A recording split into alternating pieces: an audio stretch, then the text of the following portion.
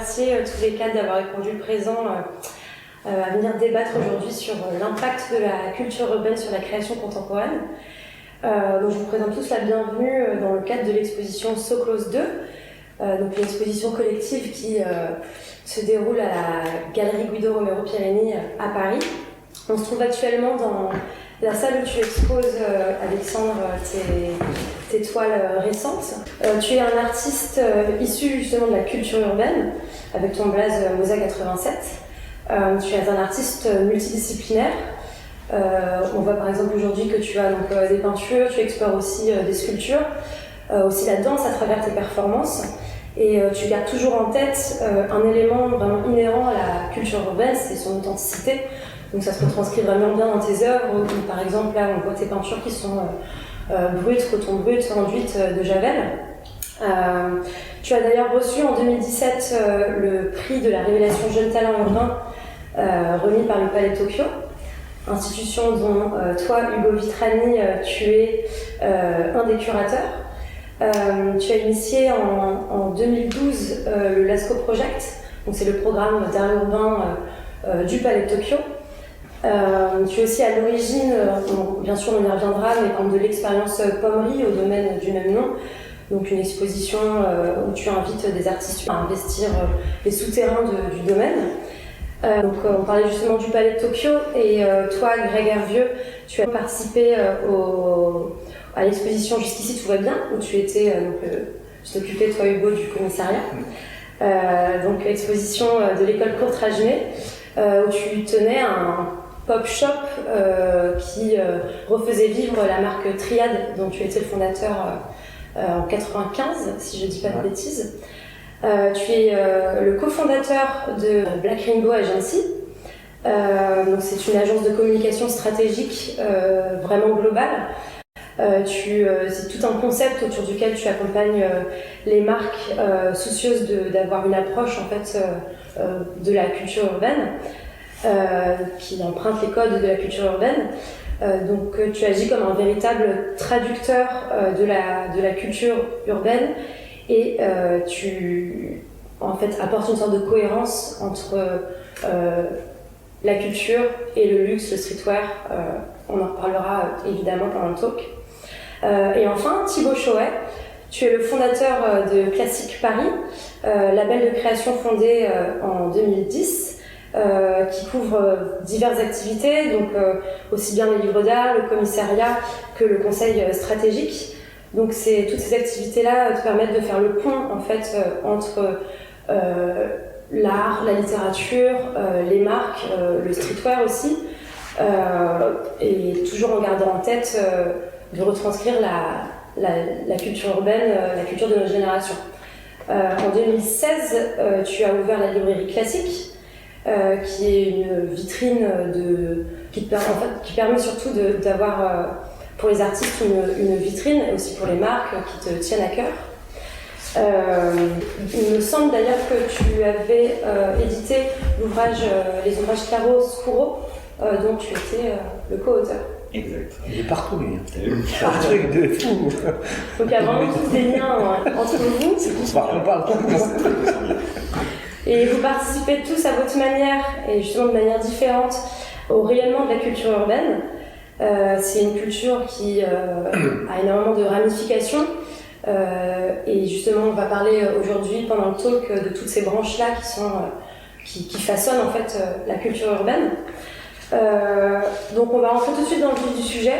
Le sujet justement, ça va pas être de différencier art urbain ou art contemporain, mais justement de voir qu'est-ce qui les confronte, l'hybridité qui se trouve entre eux. Et j'ai l'impression qu'aujourd'hui, il y a une petite régression et on a envie un peu de rentrer les artistes urbains dans des cases, alors que le travail avait déjà été fait. Par exemple, toi, avec les institutions comme le Palais de Tokyo, est-ce que tu pourrais un petit peu nous expliquer comment cette bascule est opérée ?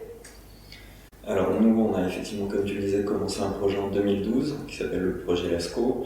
L'idée, c'était d'infiltrer tous les lieux qui n'étaient pas utilisés par le Palais de Tokyo, qui étaient des sortes de zones un peu mortes, des zones de sécurité, des zones techniques, des conduits d'aération, ce genre de lieu qui était assez intéressant par rapport au bâtiment et qui permettait d'infiltrer le Palais de Tokyo, qui était assez hermétique dans sa programmation, à tous ces artistes qui pourtant exposent depuis les années 80 dans des institutions. Ça a été facile de les convaincre justement? Alors les artistes, oui, le Palais de Tokyo c'était en Paris, donc c'était la région de Loisirs qui a accepté le Paris, donc c'était assez simple avec lui. Mais effectivement, c'est en 2012, on était quand même longtemps après les premières grandes expositions qui étaient liées au graffiti et au post-graffiti. On pense à 1980, New York New Wave, au MoMA PS1, donc ça remonte quand même. Et à l'époque, on parlait pas street art ou d'art urbain ou d'autres choses, c'était la nouvelle scène de la peinture américaine. Et effectivement, si longtemps après, c'est encore pas si simple d'exposer certains artistes qui sont étiquetés selon certaines personnes, comme étant affiliés au milieu du graffiti, du street art ou autre, alors qu'on sait qu'il y a d'autres artistes qui exposent beaucoup en institution, ils viennent de ce milieu, mais tout le monde ne le sait pas. Donc effectivement, c'est peut-être un peu ça qu'on va questionner aussi. Bien sûr, bien sûr. Et toi, par exemple, Alexandre, en tant qu'artiste, justement, comment tu retranscris, tu gardes cette même énergie de l'art de la rue? Comment tu fais pour ne pas dénaturer les caractéristiques de la culture urbaine? Moi, ça s'est tout simplement opéré déjà symboliquement par le fait que j'utilise mon vrai nom de famille. Je m'appelle Alexandre Dalla et mon blaze c'est Moza. Et donc du coup, en fait, symboliquement, moi, je l'ai fait comme ça, en fait, cette transition. C'est-à-dire que moi, je pratique le graffiti et le tag, surtout, je me considère comme un tagueur. Et pour moi, ça se fait dans la rue. C'est dans ce contexte-là de l'illégal, dans le vandalisme, que pour moi, ça a toute sa beauté, en fait, le tag, le graffiti. Et je vois surtout ça, en fait, comme plutôt une manière d'être, une manière de vivre la réalité, de vivre à Paris. Et donc pour moi, en fait, c'est pas tant le fait de faire un tag qui est le plus important, le résultat, mais c'est plus tout ce qui englobe cette culture-là. Et pour moi, c'est passé par la danse, par la performance, par l'énergie, le mouvement. Et c'est comme ça que j'ai réussi à faire un pont, en fait, avec la rue, entre guillemets, et les institutions. Et est-ce que c'est pas deux mondes qui, normalement, s'opposent un petit peu? Comment s'opère cette cohabitation entre art urbain et art contemporain institutionnalisé, quoi? C'est-à-dire que moi je le vois comme une suite, en fait. C'est pas une scission, c'est pas deux choses qui sont opposées, et c'est juste en fait un positionnement au bout d'un moment. Si on commence à se poser la question qu'est-ce que c'est que d'être un tagueur ou un graffeur en 2021, et ben en fait il y a toute une histoire, il y a plus de 50 ans d'histoire, et c'est aussi un positionnement. C'est-à-dire que soit en fait on continue à suivre un mouvement et qui a pris pour moi, selon mon avis, ce qu'on pourrait appeler le street art vulgairement. Et donc du coup, voilà, on continue toujours cette machine qui est de faire des tags sur des toiles, avec des dégoulinures, avec des couleurs fluo, des pochoirs, des choses comme ça. Ou sinon, et ça pour moi c'est très lié aussi à la vision de compétition du hip-hop, de remettre les choses un peu, de les recontextualiser, c'est de se dire, bah non, en fait moi je ne me ressens pas représenté par ça, et je vais aller dans une autre direction. Et c'est faire évoluer en fait un mouvement, faire évoluer une culture, et moi je le vois plutôt dans ce sens-là. Et c'est aussi un positionnement d'artiste, tu vois. C'est-à-dire que ça a été fait avant, moi j'ai pas envie de faire la même chose, et j'ai quelque chose de nouveau à dire, selon moi. Mais voilà, c'est juste en fait de se dire que tout ça c'est dans une continuité, il n'y a rien qui est opposé, il faut juste savoir l'amener et savoir où on se situe. Et est-ce que tu as l'impression qu'en étant dans une institution, ça va légitimer ton travail? Ou c'est au contraire le rôle des institutions de faire rentrer, d'être proche des tendances actuelles et de répondre justement à l'énergie actuelle? Ouais, je pense qu'en fait, c'est par exemple quand Hugo m'a invité au Palais de Tokyo suite au prix qu'il avait décerné, pour moi c'était un honneur, c'est sûr, parce qu'en fait il y avait une sorte venant vraiment du graffiti, du tag, voulant en fait aller aussi vers cette optique-là des institutions pour montrer qu'en fait il y a quand même d'autres choses qui se passent dans le milieu de l'art urbain. Pour moi c'était un honneur, donc du coup je pense que c'est toujours quelque chose qui est agréable, qui fait avancer aussi ma pratique et lui donne de la visibilité. Moi je le vois dans ce sens-là, et c'est pas forcément d'avoir les tampons des institutions, c'est surtout d'avoir la chance d'avoir de la visibilité, de la production et des gens qui t'accompagnent et qui peuvent te permettre d'ouvrir aussi ta vision et t'emmener sur d'autres champs. C'est dans ce sens-là où vraiment je pense que c'est important. Et en tant qu'acteur du milieu de l'art, comment vous voyez votre accompagnement en fait dans le rayonnement de la culture urbaine? Je sais pas, ça en fait, ça dépend de chaque personne. L'accompagnement, il est réellement personnel. Il peut être professionnel, il peut être en tant que collectionneur, il peut être juste en tant que spectateur, il peut être aussi en tant qu'acteur. Parce qu'on s'aperçoit qu'aujourd'hui, le monde de l'art dans son ensemble est surtout lié à la culture graffiti. C'est accompagné d'un noyau qui a vraiment créé un mouvement qu'on va appeler après le street art, qui a évolué ensuite, aujourd'hui, en art contemporain. Parce qu'il y a eu tout un cheminement qui a permis de pouvoir rentrer dans des institutions, dans des grands musées, dans des grandes galeries, mais comme le disait Hugo tout à l'heure, il y a plein d'artistes aujourd'hui connus et reconnus dont on ne connaît pas le parcours parce qu'ils ne mettent pas en avant cet aspect-là. Cet aspect du graffiti et de leur engagement à la culture graffiti. Mais donc en fait, je crois que c'est vraiment que personnel. C'est qu'est-ce qu'on a envie d'apporter, qu'est-ce qu'on a envie d'en tirer aussi, parce que je pense que c'est une rencontre. Mais l'art dans son ensemble, c'est une rencontre.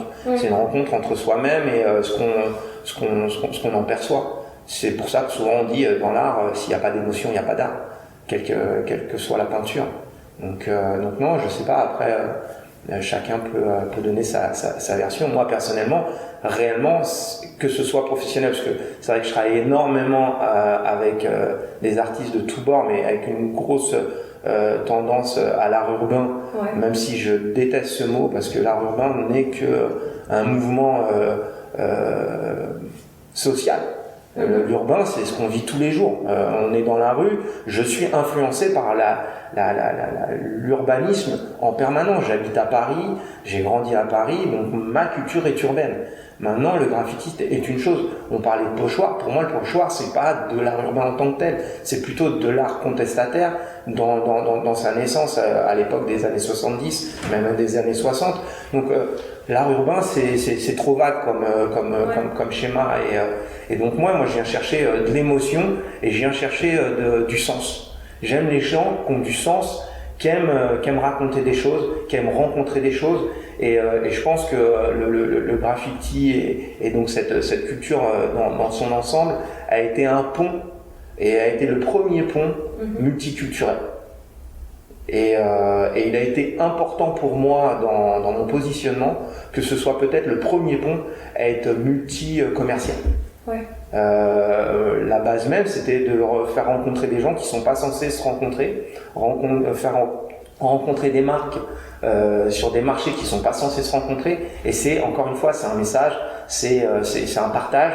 Et c'est la base même de mon travail et de mon attente à travers l'art. Et l'art le permet, parce que c'est vrai qu'il n'y a pas beaucoup de sujets qui peuvent permettre ces rencontres qui peuvent abattre complètement les barrières raciales, culturelles, sociales, religieuses. L'art permet ce libre choix à chacun de s'exprimer. Ouais. Justement, ça me permet de faire le lien. Tu parlais toi de pont entre justement l'art sert de pont entre plein de domaines différents et toi ton travail justement il retranscrit bien cette volonté-là. Ouais, je voulais continuer ce que disait Greg parce que c'est assez juste. Je pense qu'on est assez d'accord tous les quatre pour dire qu'on se lève pas le matin en se disant on porte l'étendard de la culture urbaine. Il y a ces deux choses qui vivent en parallèle. C'est un mouvement. Je pensais que on a tous quand même un gros égo. Hein. Je pensais qu'on pensait pareil, donc il y a deux choses qui vivent en parallèle. Il y a un mouvement culturel qu'on a appelé la street culture, la culture urbaine, qui à mon sens là on est enfin en train de sortir de ça. Mais c'est un peu comme tout. Ce sont des moments qui nous ont habités, sur lesquels on s'est construit en tant qu'adolescent, en tant que jeune adulte. Et nous, on a eu la chance de construire une carrière professionnelle avec ça. Et de là sont sortis des artistes, sortis un curateur sorti des patrons de marques, de business, une maison d'édition. Et le parallèle, c'est la même chose avec l'art en général. Les artistes qui se sont construits, qui ont vécu ça, et ça fait partie de leur bagage culturel, même certains d'éducation pure et dure. Il y a plein d'artistes aujourd'hui qui n'ont jamais eu de parcours formel d'école d'art ou quoi que ce soit, et qui ont expérimenté dans la rue et ont trouvé leur voie. Mais ça ne veut pas dire que tous les pratiquants du graffiti, du street art en général, les pochoiristes, les fresques, les graffeurs, tout ça, sont des artistes. Et tout ce qui sort de ce mouvement-là n'est pas forcément intéressant, et beaucoup de choses vont être oubliées avec le temps. Maintenant, on commence à avoir suffisamment de recul. Tu disais tout à l'heure, le mouvement graffiti a un peu plus de 50 ans, selon ce qu'on prend comme point de départ. Et on l'a vu en France à notre échelle, entre les rappeurs qui ont disparu, les taggers qui ont eu des moments d'éclat mais qui n'ont jamais rien fait de leur carrière, soit parce qu'ils n'en avaient pas la volonté, ou soit parce que justement peut-être le talent n'était pas au rendez-vous. Donc Greg a vraiment mis le doigt dessus en disant que c'est juste des rencontres et des volontés individuelles en fait. On ne fait pas ça au nom du mouvement, mais on regarde ce qui s'est passé dans cet énorme mouvement culturel et voir ce qui peut en sortir et qui nous intéresse, nous, chacun de nous, à notre échelle, avec notre prisme individuel. Et comme tu disais, donc c'est un mouvement qui reste assez jeune, qui a environ 50 ans. Et je ne sais pas si on peut encore dire jeune. On assimile ça aux cultures jeunes parce que les acteurs sont jeunes, mais ça commence à être un mouvement très très long. Le pop art n'a pas duré aussi longtemps. Et je suis même pas sûr qu'on puisse considérer que c'est un mouvement artistique, c'est vraiment un mouvement culturel qui maintenant est multigénérationnel. Il n'y a pas de rupture avec entre les premières générations et les générations actuelles. Ce sont toujours les mêmes activités, les mêmes pratiques. On en est je ne sais même pas comment on peut compter ça à la 3e, 4e génération, parce que c'est un mouvement. Surtout qu'on est vraiment à plus de 50 ans. Ouais, c'est vraiment. Donc, c'est plus qu'un mouvement, quoi.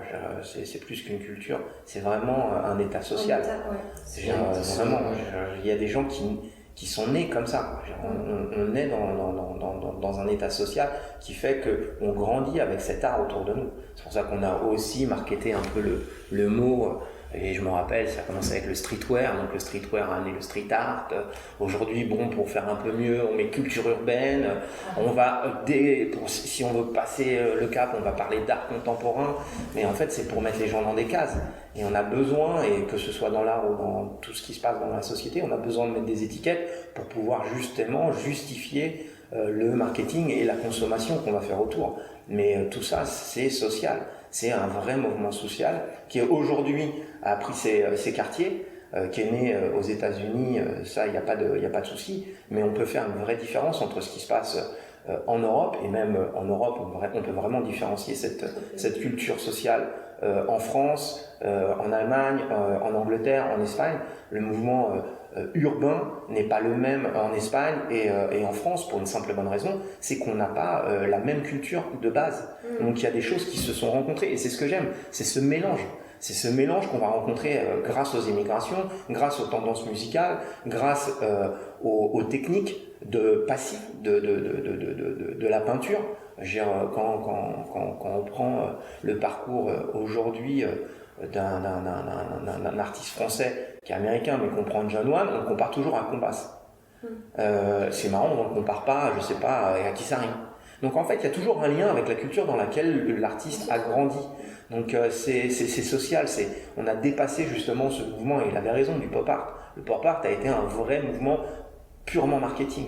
Là, on est sur quelque chose qui est beaucoup plus grand, quoi. Et cloisonné à la fois dans le temps et dans les pratiques. Ouais, en plus, exactement. Là, cette culture-là, le graffiti ne dépend pas que du graffiti. Le tag, c'est pas du graffiti. L'art urbain, c'est pas de l'art urbain, c'est pas du street art.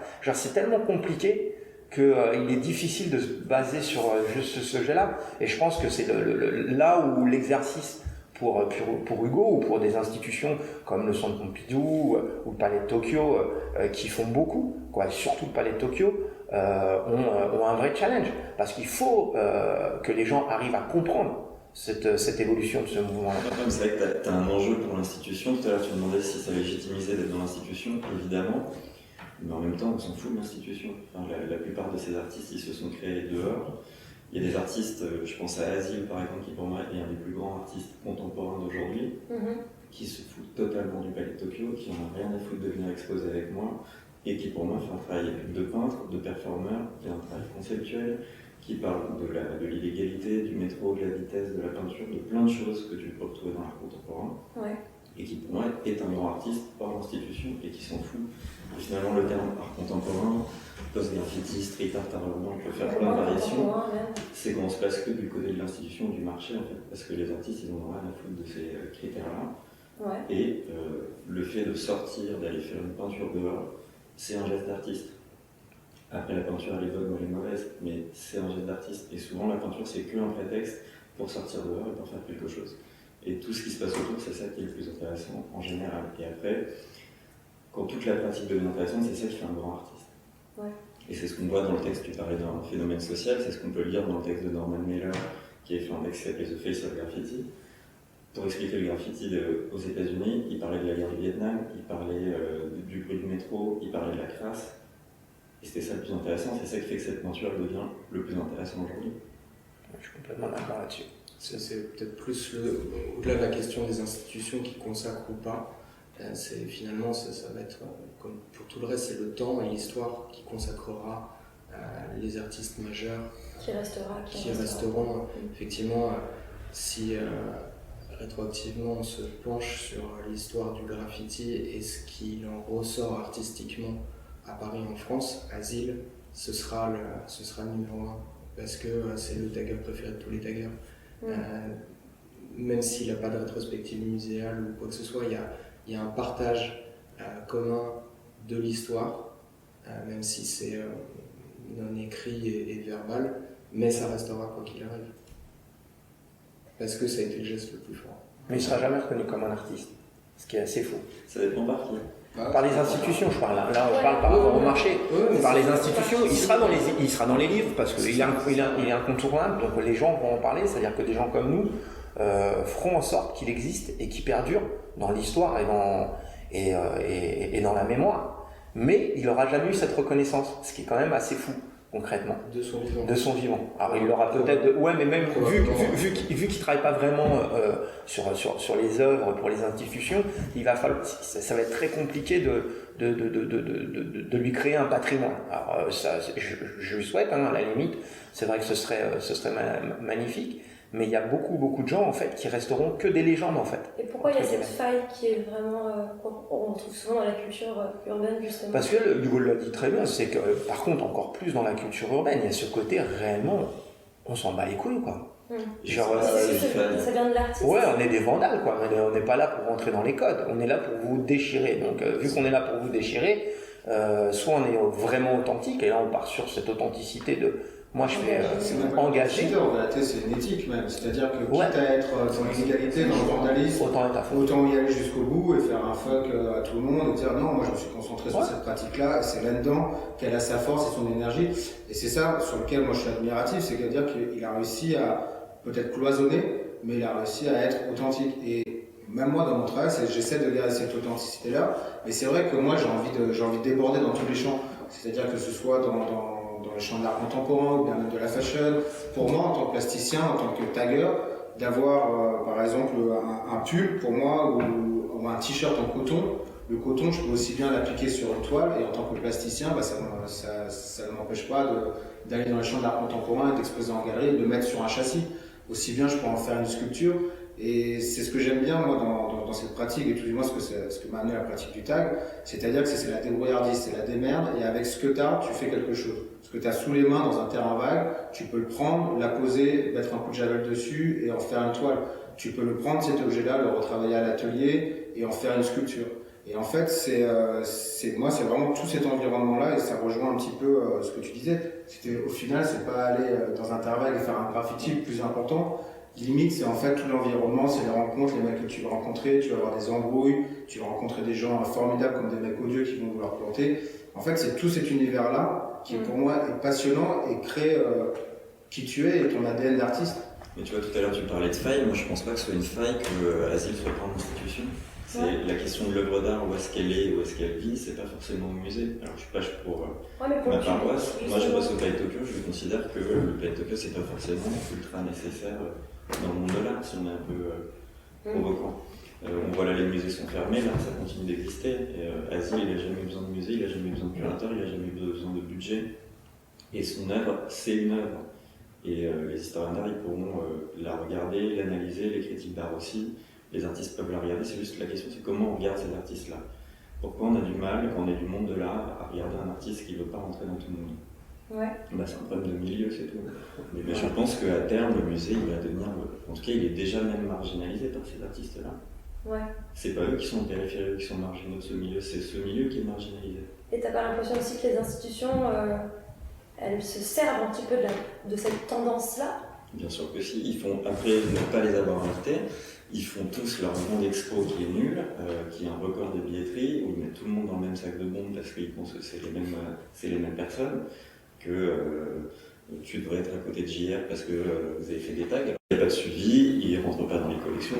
Évidemment qu'il y a un problème parce que aujourd'hui l'institution n'a pas regardé ce milieu-là. En même temps, c'est un milieu qui, comme la performance, est mal archivé, mal documenté, et dans du pseudonymat, dans des embrouilles, dans des fanzines. Mais le temps va faire ce tri-là. Là, j'étais à la BPI il y a 3 jours pour un projet avec Pascal Ogolo, et il y avait les fanzines The Gouletter qui étaient montrées là avec le travail de J1. J1, voilà, avec le temps, on se rend compte que c'est un très grand artiste en fait. Et un des fondateurs du hip-hop en France.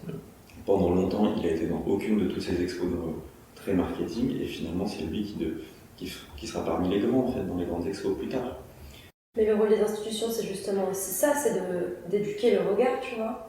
C'est ce qui se fait petit à petit. Ça se fait avec le temps. Tu disais que là, les musées étaient fermés et que l'art continuait.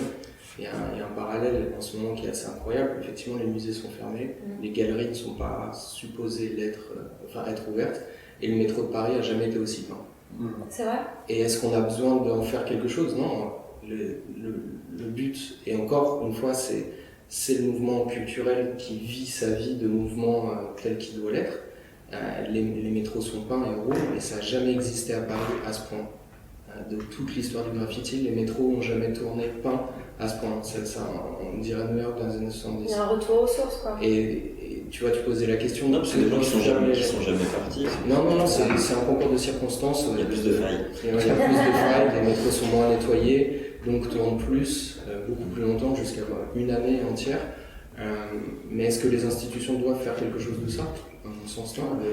C'est la finalité définitive. Et puis tu vois, le graffiti, c'est un mouvement extrêmement institutionnel, contrairement à ce qu'on croit. Et l'institution, elle est intéressante pour des artistes comme Alexandre ou, pour aller plus loin, des Ramelzi ou d'autres. C'est comme des artistes qui viennent de la rue et qui ont leur liberté, qui échappent au musée. D'un coup, eux ont envie d'aller dans un autre lieu pour continuer leur œuvre d'une autre manière. Pas la retranscrire, parce que la retranscription, c'est pas ça qui est intéressant, mais pour la prolonger. Et on n'oublie aussi pas des sujets.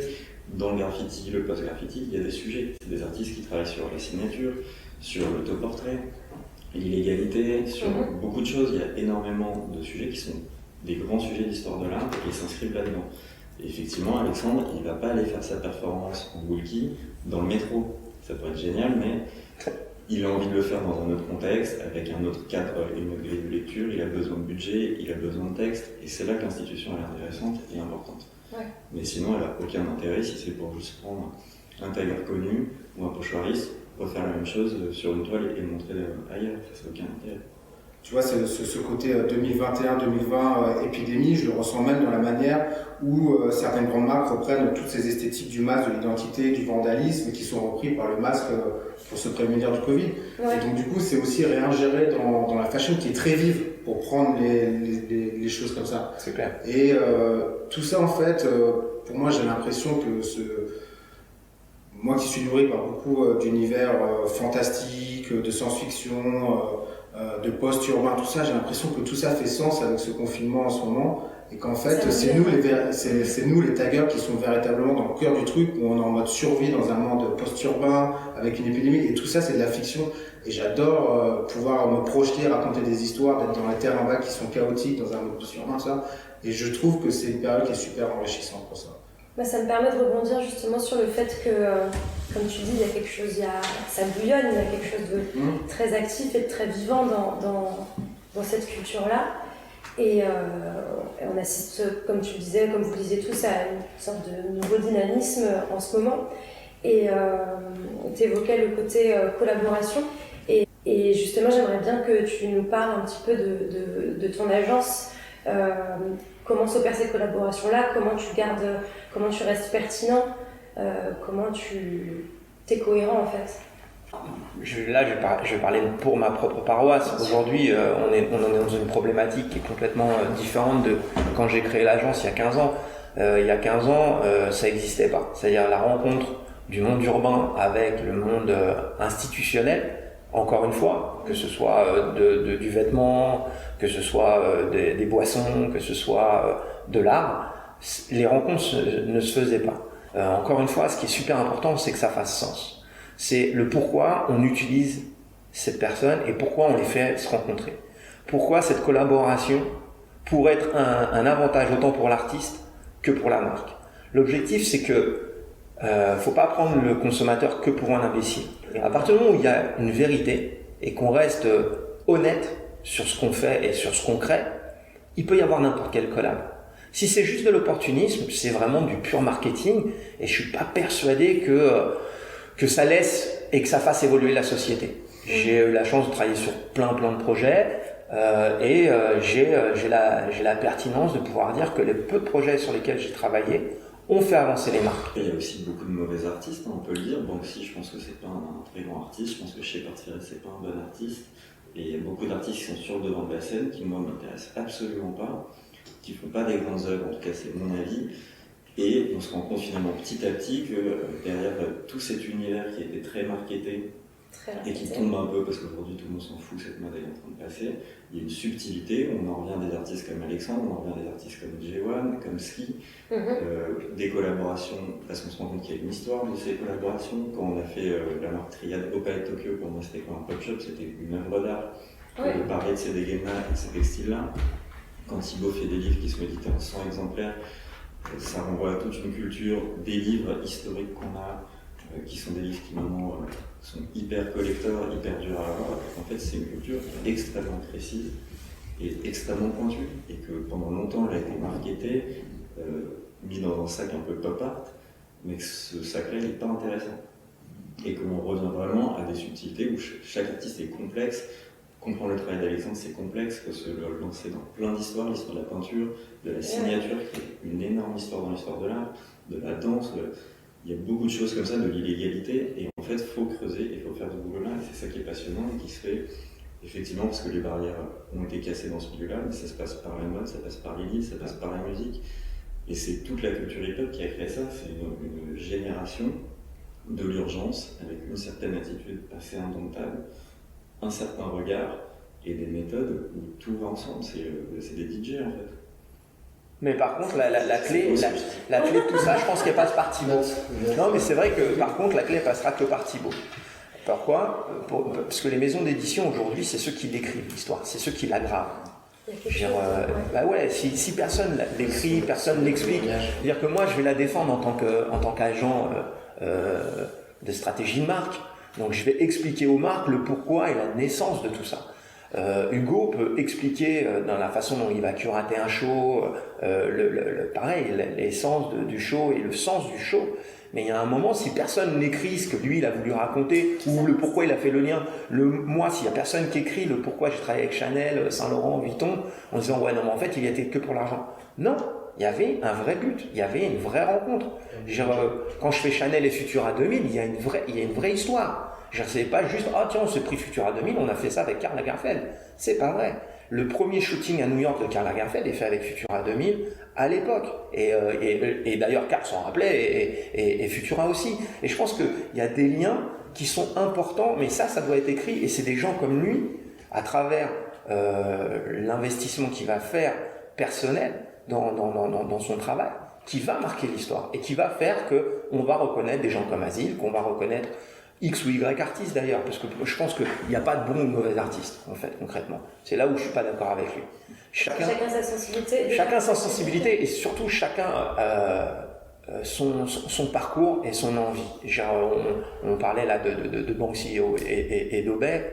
Bon, c'est pas mes artistes préférés, hein, ils sont pas accrochés sur mes murs. Mais j'ai un respect énorme pour ce qu'ils ont fait, parce qu'il y a un travail, parce qu'on parle de Shepard Fairey, on pourrait parler de Space Invaders, parce qu'on reste en France. J'ai un respect énorme pour Space Invaders, parce que son œuvre, dans sa globalité, est une œuvre extraordinaire. L'œuvre, séparément seule, a aucun intérêt, pour moi. Elle a aucun sens. Pour continuer un peu avec la mode, parce qu'on a exploré un truc qui est assez intéressant, et quand on parlait de l'énormité de ce mouvement, de la culture urbaine, etc., c'est un des seuls mouvements où la mode fait partie intégrante dès la naissance du mouvement. Parce que le look a été des conditions et une des affirmations de l'identité. Et c'est ce qui est commun entre les rappeurs, les taggers et les breakers. C'était la reconnaissance. Donc il y a d'abord eu une réinterprétation de la mode et une mise à niveau de la mode pour créer une nouvelle identité. Et de là sont sorties des marques qui ont revendiqué cette culture et qui ont elles-mêmes nourri la culture en créant de la mode pour cette culture-là.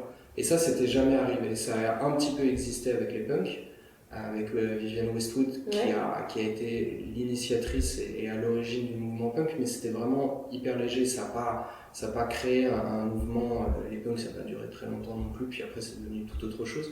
Mais dans la culture urbaine, la mode a vraiment été primordiale très longtemps, à tel point qu'aujourd'hui, c'est la culture urbaine qui dicte la mode populaire de notre génération. C'est vrai. On la retrouve dans la fast fashion d'H&M ou dans les maisons de luxe, voire même carrément des maisons de luxe qui sont basées uniquement sur de la mode issue du streetwear. Et ça, dans l'histoire, je pense pas dire de bêtises en disant que ça n'était jamais arrivé. C'est vrai que c'est une culture qui est devenue ultra dominante aujourd'hui, comme le rap, c'est devenu la nouvelle pop. Oui, il y a une expansion. C'est vraiment l'approche marketing du truc. Moi, si je prends ma position de tagger, moi, ce que je veux, par exemple, d'un vêtement, c'est qu'il soit facile d'utilisation, qu'il tienne chaud, qu'il m'abrite du soleil, que je peux mettre quand je veux prendre le métro, d'occuper devant. Non, mais tu vois ce que je veux dire. Et c'est ça, généralement, qu'on oublie, en fait. C'est que Simon me demande... Moi, je veux que tout le monde sait. Non, mais tu vois ce que je veux dire. Et moi, dans l'idée, c'est ça que j'essaie de... c'est ça que je veux d'un vêtement. Et après, la manière de le porter, c'est parce que tu vas le porter à telle occasion, parce que tu vas franchir une barrière d'un terrain vague, donc tu vas remonter ton jean ou un truc. Et peut-être que là, il va y avoir un style ou quelque chose qui va se créer. Mais en fait, à la base, le truc, c'est quoi? C'est qu'en fait, c'est juste quelque chose que tu portes parce que tu mets une North Face, parce qu'en fait, tu vas aller sur un toit, il va faire froid, tu as besoin d'amener. Donc du coup, c'est tous ces trucs-là, ça répond à un besoin. À la base, c'est un besoin, tu vois. Il y a un contexte historique et culturel dans le cadre de ces deux marques, c'est que North Face étant une marque américaine, elle a été adoptée par la rue new-yorkaise. Et encore maintenant, c'est New York et les tendances à New York qui dictent les tendances du reste du monde. Quand on parle de la rue, c'est la rue new-yorkaise. Et surtout pour le hip-hop et le graffiti, ça a été adopté. Quand on dit adopté, ça a été massivement volé par tous les taggers qui en ont fait leur panoplie. Et North Face étant une marque intelligente, se rendant compte qu'il y a une adoption dans la rue, a ajouté un layer de marketing par-dessus pour atteindre un niveau supérieur de popularité, de popularité tout court. Et ça fait qu'aujourd'hui, c'est devenu cette énorme marque adoptée par tout le monde. Et on en est à 20 ans, 25 ans de marketing par là-dessus, de revendication de street culture par la marque elle-même. Et comme tu disais, de revendication urbain, exactement, avec des lignes dédiées vraiment. Ah ouais, c'est pour ça que l'authenticité du message, de ce que tu veux raconter, il est important. Et c'est ce que j'aime dans son travail, vraiment, Alexandre. C'est qu'à chaque fois, il va se poser même sur n'importe quelle toile. On est dans l'expo, chaque toile, il va t'expliquer le process et le comment de cette toile. C'est pas juste, oh tiens, je me suis fait un délire, je vais faire du tie and dye, quoi. Ouais, il s'est fait du tie and dye parce que c'est tendance. Non, non, non. Il y avait tout un cheminement. Ouais, mais ça, c'est important. C'est important de pouvoir le raconter. Ce qui est dur dans toute la culture graffiti, post-graffiti, les cultures de rue, c'est que c'est des gens qui produisent des images qui sont très fortes par le souci d'efficacité par rapport au contexte urbain, la compétition avec les autres. Et cette image-là, elle prend souvent le dessus sur toute l'aventure et le sujet qu'il y a derrière. Les marques les ont beaucoup utilisées pour leur image. Et en fait, on se rend compte dans les marques, les collaborations qui sont les plus intéressantes, c'est celles qui cassent l'image. Moi, une des plus belles collabs que j'ai vues, c'était un couturier luxe qui avait fait un hommage au graffeur. Il n'y avait pas un tag sur les habits. C'était que des coupes qui reprenaient les dégaines des types qui allaient faire des trains. Cagoule, baggy, tous les trucs techniques comme tu le disais. Et c'était un super bel hommage. Et dans l'art, ce qui, moi en tout cas, m'intéresse, c'est ce qui casse l'image qu'on a de qu'est-ce que c'est le graffiti, qu'est-ce que c'est le street art. Moi, en vrai, je sais pas ce que c'est le graffiti. C'est un virus, c'est corrosif, c'est de la peinture, c'est de la performance, ça peut être 40 000 choses en fonction de chaque artiste. Et c'est ça qui nous intéresse, c'est ça que toi tu fais, c'est tout le temps casser l'image de ce qu'on peut penser ou attendre. Et c'est ça qui est intéressant et qu'on creuse et qu'on cherche tous. Et c'est un peu ça qui nous réunit, nous tous, c'est de casser cette image-là. Non, lui, il les écrit. C'est ça que j'aime, en fait. Alors, pourtant, je suis pas un grand lecteur. C'est mon défaut, je pense. Mais j'adore, j'ai beaucoup d'admiration pour des gens qui s'impliquent dans l'écriture ou dans l'archivage. Que ce soit des images ou des textes. Et à un moment, on a besoin de ça. On a besoin de comprendre et de pouvoir l'expliquer. Et il ne peut pas y avoir tout le temps quelqu'un. Et ça doit passer par là. C'est vraiment la clé. Quand on reparle de... Moi, je reviens à Ramelzi. Aujourd'hui, Ramelzi, je ne comprends pas. Alors, je comprends le pourquoi, parce que il y a ce qui se passe en back-office. Mais je ne comprends pas qu'il ne soit même pas encore aujourd'hui à la hauteur de Basquiat, quoi. Ouais. Mais largement. Mais pour moi, il est plus fort que Basquiat. Mais c'est personnel. C'est personnel. Basquiat a eu la chance, l'opportunité et l'opportunisme de naître avec le pop art. Il a créé un mouvement, il a créé un nouveau mouvement artistique, une nouvelle interprétation artistique, il avait un nouveau langage, il avait une nouvelle écriture. Le gars était complet, c'est un magicien de l'art. Et pourtant, le job est pas fait. Ouais, mais le job est pas fait, et parce qu'il est mal raconté aussi. Bah, et c'est là le problème, c'est qu'en plus il est mal raconté. C'est extrêmement complexe, et il y a peu de gens qui ont bien écrit sur lui, ouais, peu de gens qui comprennent ce qu'il a fait, ouais. Parce que c'est totalement obscur ce qu'il fait. C'est extrêmement guerrier, c'est extrêmement militant. C'est super militant. Et c'est difficile à expliquer. Ça aussi, il y a plein de gens qui... difficile d'accès en fait aussi. Ouais, mais après, c'est l'histoire de l'art, elle s'est faite comme ça. Il y a toujours eu dans les mouvements des gens plus en avant pendant une période et après qui disparaissent. Et c'est ce qui est en train de se passer. Ramelzi est en train de ressurgir. Ah oui, mais il va être obligé de ressurgir parce que il est cette naissance en plus que l'Amérique a besoin de sa culture liée à l'immigration. Lui, dans son travail, comme il disait, il y a une violence, il y a une guerre, mais il y a aussi des racines. Il y a des vraies racines. C'est pas juste les racines du Bronx ou de Manhattan. C'est des racines nées de l'Afrique à travers la musique. En fait, il raconte tellement de choses. C'est intéressant parce que tu as un vrai lien à Ramelzi. Il y avait la peinture, il y avait la performance, il y a les textes. Il y a la musique. Il y a tout ça chez toi aussi. C'est pas pour rien aussi que tous tes costumes, tes danses, et ça raconte aussi des choses. Tes costumes, ils sont vraiment précis dans la société et ils racontent quelque chose. Quand tu fais de la musique, l'éloge de la vodka, ça raconte ta vie aussi, et ça raconte quelque chose que tu mets en scène de manière poétique, en performance, qui aussi est un instant T. C'est pas juste là, mais ton nom, quoi. C'est quand même. Non, et puis ce qui est magique, c'est que là, on est dans son expo, et que les t-shirts qu'il a choisis, ils sont pas des t-shirts de hip-hop, du rap. Non, justement. Rien à voir, hein. Et c'est là où c'est important. Encore une fois, c'est la rencontre et c'est le message. On est dans le hard rock. On est dans la vraie culture rock. Et c'est ça, le hip-hop, c'était aussi du rock, quoi. C'est pas juste, ah bah tiens, j'écoute du rap, super, j'écoutais Public Enemy, aujourd'hui, j'écoute, je sais pas, Travis Scott, je suis dans le rap. Non. Il y a tout un cheminement, il y a une vraie rencontre. Et il y a des ponts. Les ponts, ils doivent être faits. Et les ponts, ils passent par des gens comme Hugo, ils passent par des gens comme Thibaut, ils passent par les artistes qui ont envie justement de montrer que ces ponts-là sont super importants, et aussi par les galeries. Mais finalement, il y a une défense aussi des artistes qui passent aussi par un autre acteur, c'est celui. La collection, ouais, le collectionneur. Mais bon, alors là, le collectionneur, c'est encore un autre. c'est encore un autre On débat. collectionne des œuvres, mais on collectionne aussi des objets d'art. Donc, par exemple, toi, la clientèle qui vient dans ta librairie, il y a quelque chose aussi de plus facile, de plus tangible, d'avoir un bouquin, un fanzine par exemple aussi.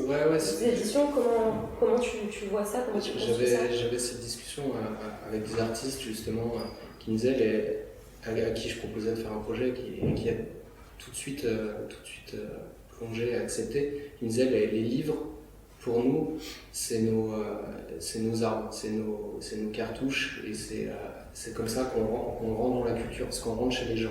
Un livre, il est dans la bibliothèque quand il rentre dans une bibliothèque, on le voit en permanence. Et donc c'est le premier accès à l'œuvre.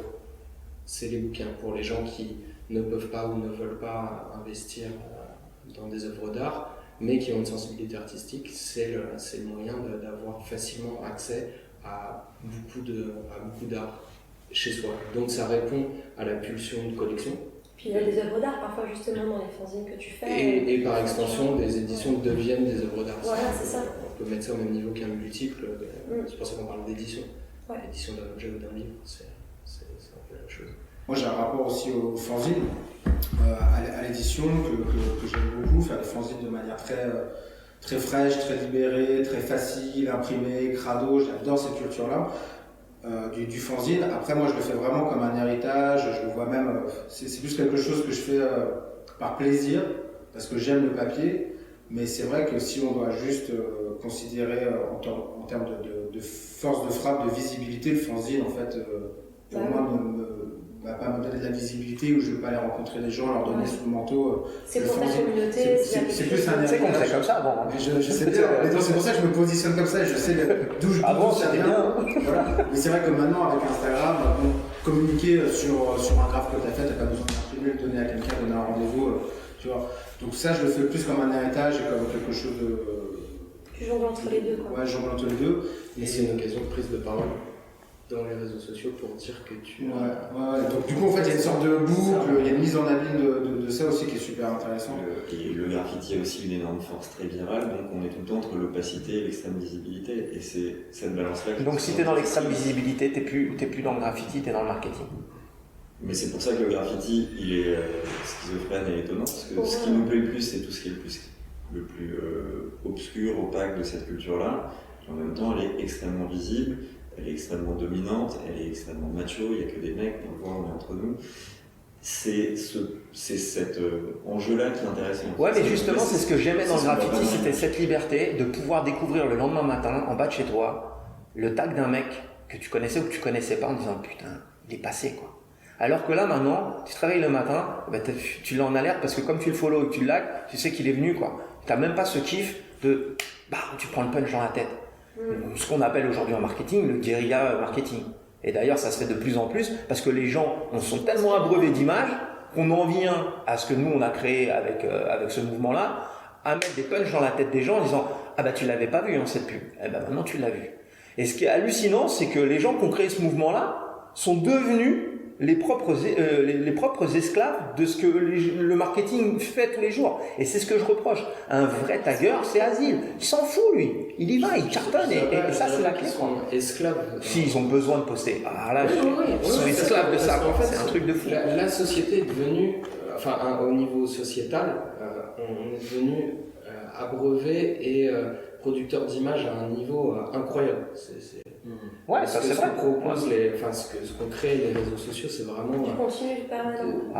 Et du coup, le graffiti s'est adapté à ça et continue à être ce virus qui produit de l'image à l'intérieur de la société, qui produit de l'image et à envahir ça et à saturer les réseaux sociaux de. Alors dans ces cas-là, qui viennent hacker.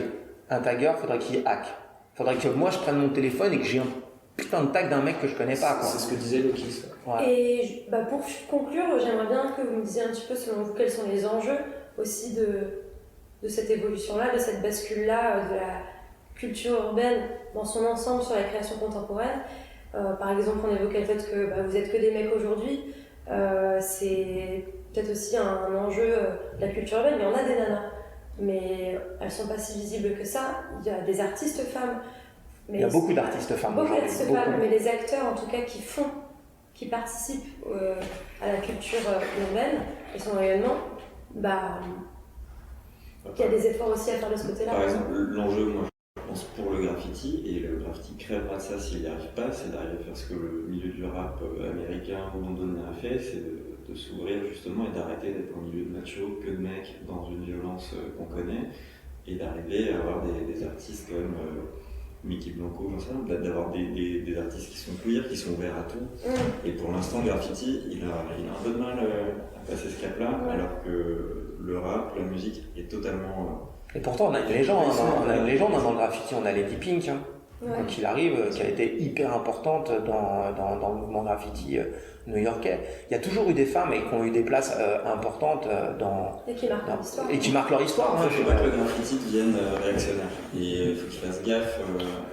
La période actuelle, le graffiti en ce moment est souvent le milieu du rap français et du côté un peu réactionnaire. Sur ces mots, je vous remercie pour ce talk. Je pense qu'on a évoqué encore plein de choses qu'on pourrait dire évidemment, mais merci beaucoup pour votre participation, pour y voir un petit peu plus clair